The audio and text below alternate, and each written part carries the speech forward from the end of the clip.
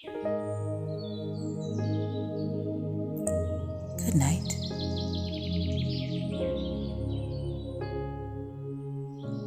Tonight our story is called Do Not Be Afraid.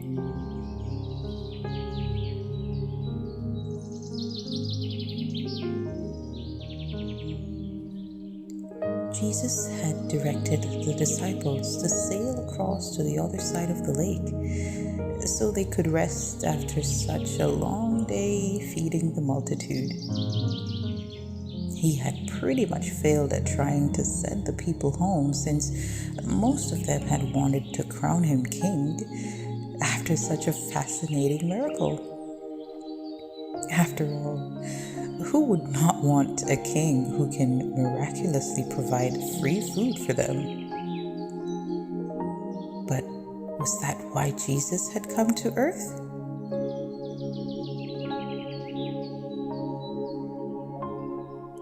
He got them to leave, but instead of joining his disciples in the boat, he needed to top up and check in with his Father, so he climbed the mountain to pray.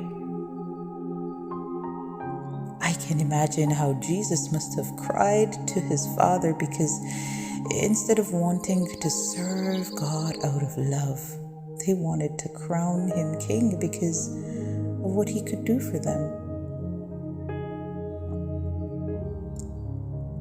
The night wore on, and the disciples were out on the vast lake, trying to relax, but they could not. They noticed how the night sky blackened and clouds replaced the beautiful stars that seemed to have shone brighter than they had ever seen. A storm was brewing. But where was Jesus? Did he need all that time to pray? Had he forgotten that his disciples were sailing across the lake? Had he fallen asleep? I can imagine Peter thinking out loud, I wonder if something has happened to our master. Thomas may have replied, I wonder if he has abandoned us.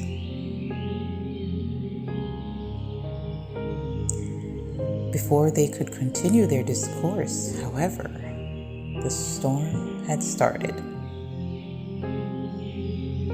The men rallied around to secure the sails, and as customary, they tossed all the unnecessary baggage overboard to lighten the ship. I am sure some of us need to do that as well. There may be some extra baggage that we're carrying around, and we need to leave them at Jesus' feet as well. Well, as Peter lifted the last barrel to toss it, he saw a figure out on the lake.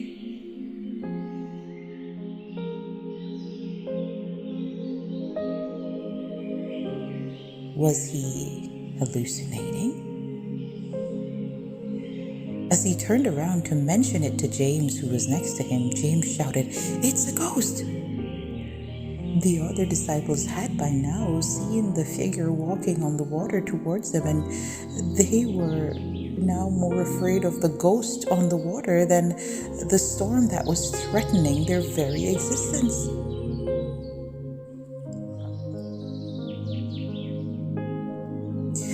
Jesus got close enough to shout through the noise of the clashing waves and howling wind, "It is I!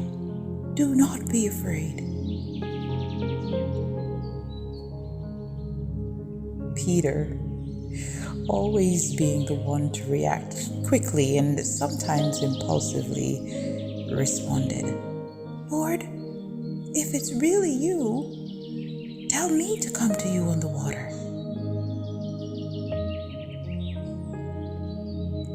But Was Peter ready for Jesus' response, though?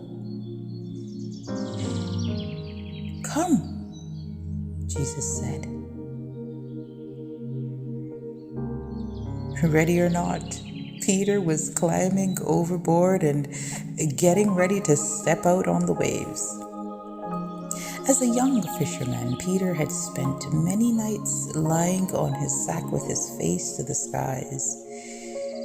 He would daydream about being able to touch the stars and sit on the clouds. There were times when he would play his imaginative games and he would be the hero who would save the damsel who had fallen overboard.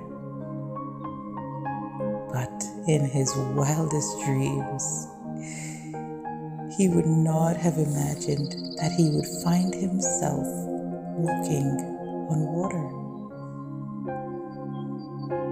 Walking on water? "I am walking on water! I am walking on water!" Peter shouted as the sound of the waves brought him back to reality. Taking his eyes off Jesus, he started looking around, and I can imagine he may have also looked back, both in fear and in pride. But then Peter started to sink. "Lord, save me! Save me!" Peter cried with arms outstretched. The dark, eerie water, infested with creatures that were more than ready to have him for dinner, waited to engulf Peter. But Jesus grabbed him. "Oh, you of little faith, why did you doubt?" Jesus gently chided Peter as he helped him back into the ship.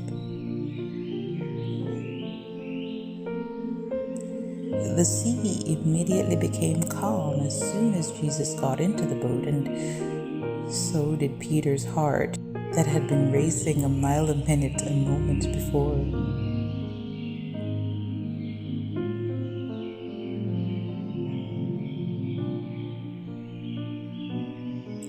As the other disciples watched everything unfold before them, they could not help but fall to their knees and confess that Jesus is Lord. They almost said in one accord, "Of a truth, you are the Son of God."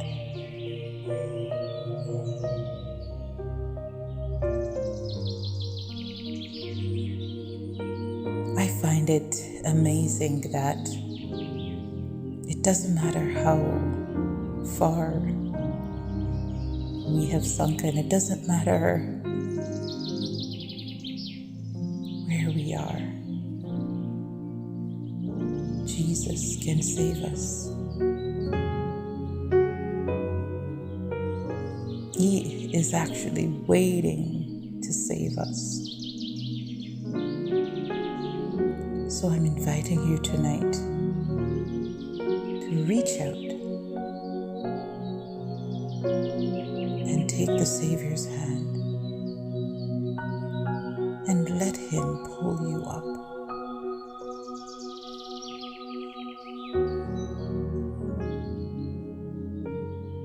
To victory.